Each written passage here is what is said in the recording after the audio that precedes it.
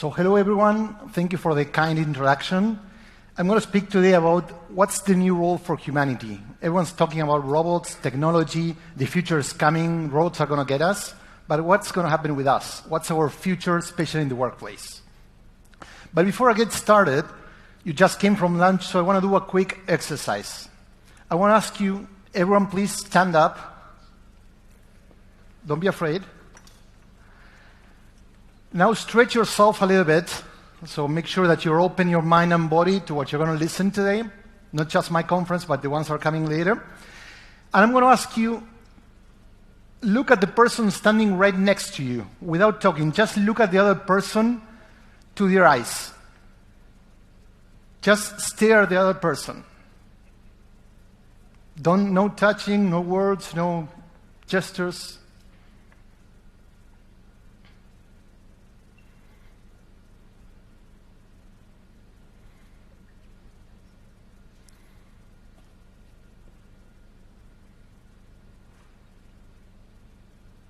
See? Okay, thank you. You see what happens? A lot of people started talking. A lot of people started moving, they felt uncomfortable. Most probably everyone. Why? Because we cannot hide who we are. We cannot hide our human side. And that's the most important thing that we need to be aware of.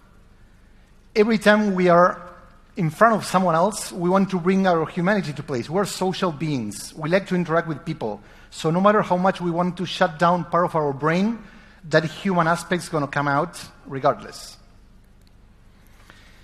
When it comes to technology, there's a lot of conversation about robots, artificial intelligence, and so on and so forth. And the way people talk about the problem is technology is taking over. What are we going to do? But I think that's the wrong way to describe the problem, and I'm going to get back to that in a second. Let's start by talking about the different reactions. We have very extremist reactions. On one hand, this back to the future kind of approach that, okay, by October 2015, there will be flying cars. I don't know here in Turkey, I haven't seen one since I arrived, but in Chicago, where I live, in New York, there's no flying cars whatsoever. So what happens with most predictions, they always fall short. They're trying to anticipate something that doesn't happen. So those people that say the future is going to get us, boom, doesn't happen. But on the other side, we have a lot of people that are a little bit more skeptical. Oh, the future is never going to arrive. My job is going to be safe forever. Technology is not going to get us. That's another extremist reaction. The point about the future is not the future itself, but how we react to it as human beings. And as I mentioned, we have people that are more the futurists that like to predict with certainty what's going to happen.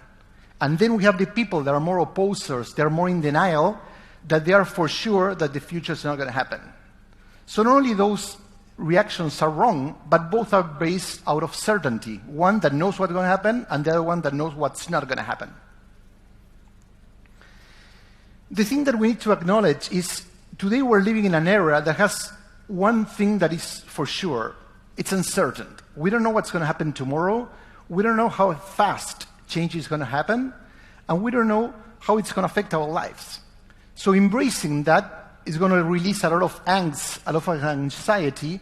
If you can start calming down and not being worried about the future or being in denial about the future.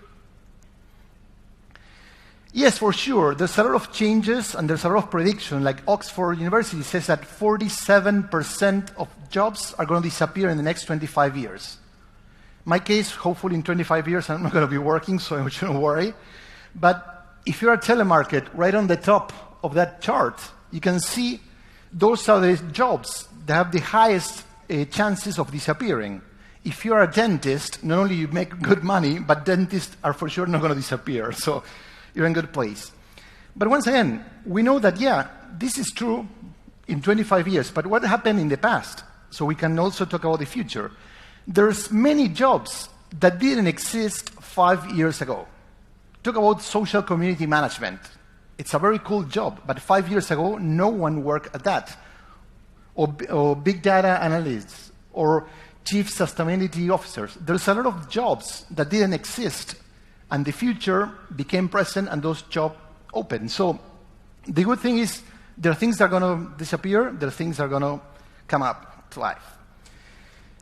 And the good news about all these new jobs that people predict that are going to be created, not all these jobs are related to technology. Of course, many, if we have robots, we're going to have robots mechanics. We're going to have people that are going to be self-driving vehicles mechanics.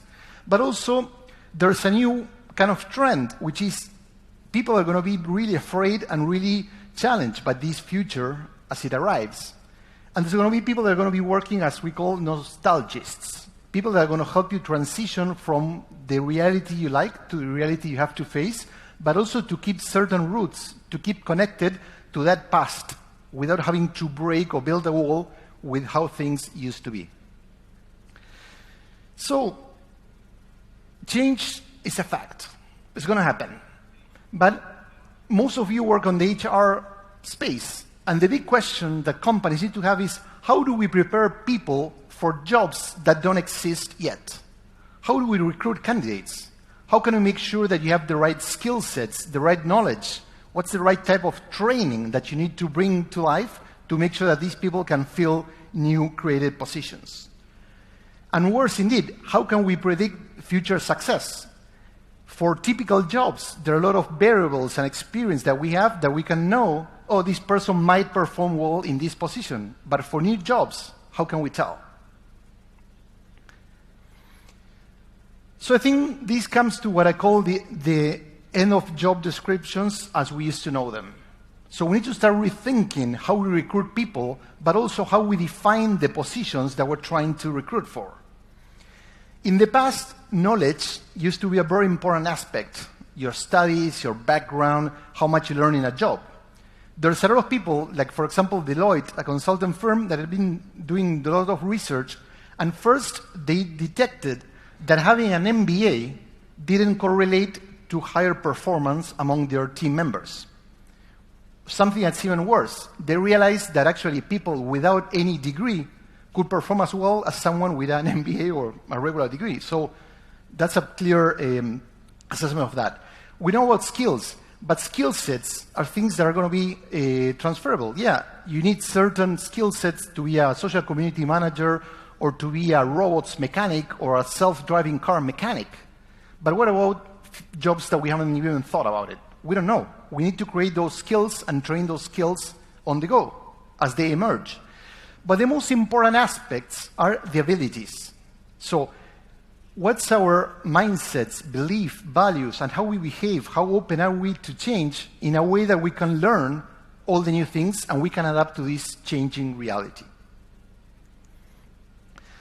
There's a lot of discussions about, okay, what are going to be those abilities for success? Is it about being able to focus in an era that's all about distractions? Is it about distinguishing noise from signal? What's important versus what we shouldn't care about? Because there's so much content, so much information, so much change around. Is it about problem solving? Is it about empathy, creativity? There's a lot of discussion. I believe that we can summarize that in one crucial aspect, which is our ability to adapt. Adaptability, I like to think it's our new competitive advantage, both as an organization, as an individual. The ability to adapt to an ever-changing and unpredictable world is going to predict our ability to succeed on it. Because we don't know what's going to happen, so we better open our mind. We're able to learn new things and to change and adapt and evolve. There's a formula to adaptability. This is mine. There are many out there. But I think that there are three key principles that we need to train people. And these are not things that you just train them on a workshop or an online course. They take a lot of development, especially the first one. Self-awareness is a very critical aspect for human beings. It's not just about knowing yourself, but knowing what you don't know about yourself, what we call the blind spots. How can you use information from other people to realize your weaknesses, the things that you don't know, the behaviors that you're making that are not necessarily helping you grow as an individual? But also self-awareness varies from time to time. It's just something that you need to continue doing and going very in-depth to know who you are as a person, so you don't resist reality, but you're able to embrace reality and learn from it and adapt to it. Creativity, we know, it's a super powerful thing. All the companies are talking that innovation and creativity are number one on their list, but then they do very little to train their people into how to become more creative. So people are not going to be creative because you just tell them to do so. It requires a lot of environment things like creating safety, psychological safety, trust, how do you deal with experimenting as a company, but also to train people to develop their creative minds. And last but not least, resilience. We're going to be experimenting more than ever. We're going to make more mistakes than ever because that's the only way we're going to learn. So we need to be able to bounce back from those failures and not get stuck by failure. And that's why we're going to be strong to bounce back from those experiences and continue to try new paths. So adapting to this uncertain workplace required to move from a workplace that is defined around jobs. You know, we used to have job descriptions, role, very structured titles, to a more flexible approach because people are going to play more than one role in the organization. Instead of having a fixed title and a fixed position in the future, and today we're seeing that a lot in many companies, people are going to play different roles, building on their abilities. So job safety is not necessarily an asset, it's more about the need to be challenged. People are quitting jobs because they don't feel that their managers and their companies are challenging them enough. And in order to be resilient and change fit, you need to be challenged. Careers no longer linear, people are going to evolve in different positions, not just lateral moving, but diagonal moving to different places that has nothing to do with what they study for. It's predicted that people are going to change at least 3 times their careers in their lifetime, and not just the millennial generation, but all generations, across all generations. We're seeing this fluid mobility. As I mentioned before, we need to find more, what are the abilities that people need to thrive, but most importantly, the more that technology is taking care of functional tasks, people want to do things that are more meaningful to them. So how can we create job opportunities that make people connect with their purpose? So this takes me to the notion of we're always comparing to something, but comparisons are deceiving. No? So we can say, yeah, technology is superior to humans, or some other people say, no, humans are superior to technology, or some people say, yeah, we're all equal. But I think that doesn't bring us anywhere, because depending on which area we compare, we might pace better or worse. So the answer is basically we're equal, we're inferior, and we're superior, which drive us to collaboration. The integration of those three is we need to integrate technology into being humans, not compete or compare against that. So basically, if we reframe the problem, it's how might technology bring out the best of being humans? So if technology and humans were to have a baby, what would that baby be? What would happen? And that's basically what we need to start thinking, not being in denial of technology or fighting technology, but basically how can we help technology to focus on being the best we can be as human beings. And one thing to keep in mind is we see a lot of trends about where technology is taking us, but through humanity, we always observe that every trend creates a counter trend. So we wanted to be always on, all email, iPad, phone, having access to internet all the time, but now we're seeing a counter trend where people are looking to be unplugged. There's a lot of movement, especially in the US, about being mindful about your phone and how you use it and stop checking emails all the time and blah, blah, blah. In France, now there's a law that forbids companies to send work emails during the weekend so people can have that space for themselves to reflect and relax and whatever. So we don't need to panic when we see that the world is moving towards one end, because then we're going to go unbalanced. That's who we are. We're always looking for balance. Craft is a perfect example. So there's a lot of automation regarding coffee, but then people go to certain places in New York, in Chicago, and they pay $4 a $1 because the guy is weighing the grain, the beans, the coffee beans before he prepares the coffee, because we value the craft, that handmade. The same happens with style. Yeah, we have robots that can do a tattoo, but this guy is cooler, he has his personality, I like him, and I want to go with him.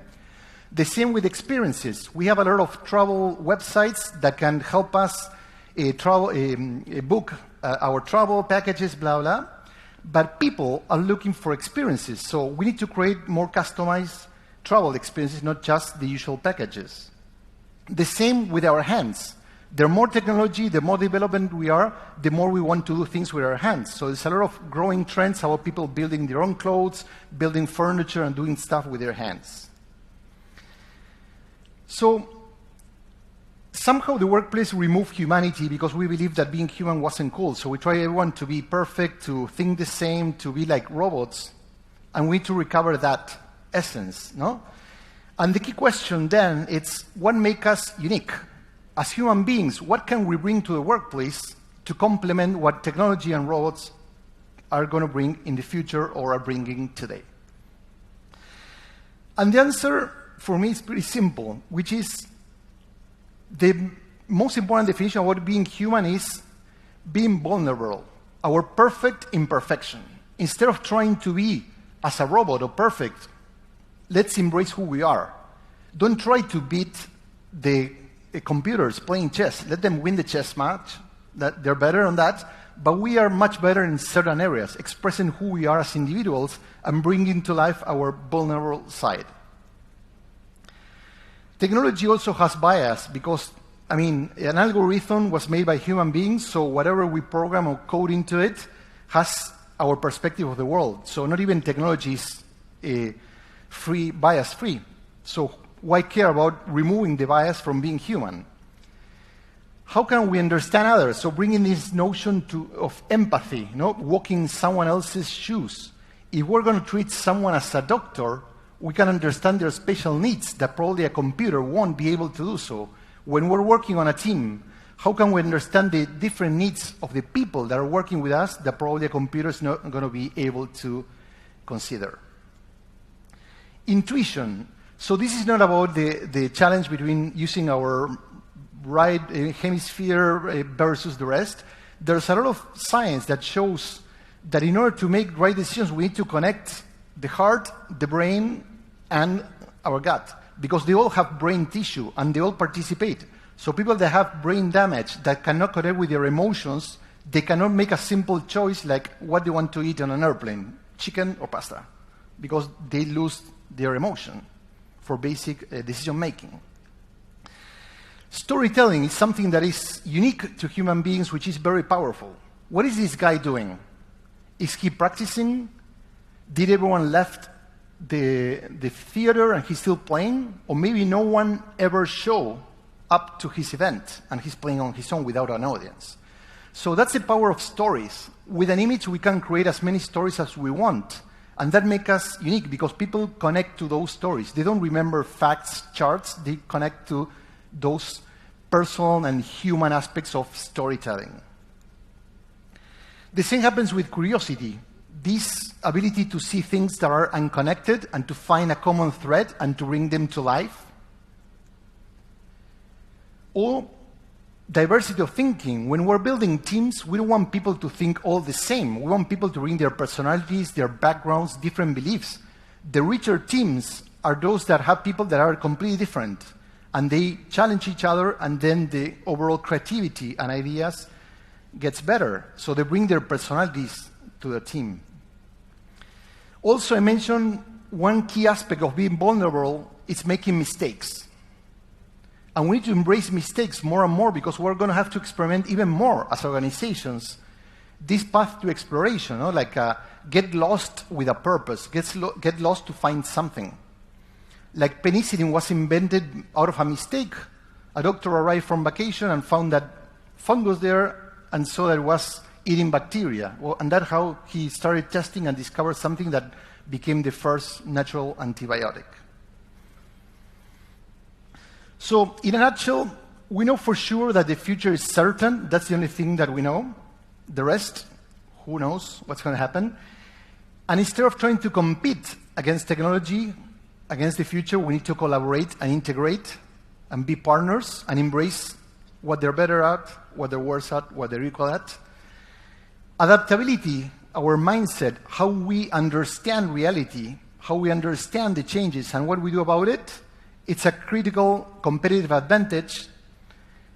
And being vulnerable is not a weakness, as many people think, especially when it comes to work, but it's an asset that we need to get back and recover its value. So once again, the future is uncertain. Adaptability will turn it into your best friend. So thank you very much.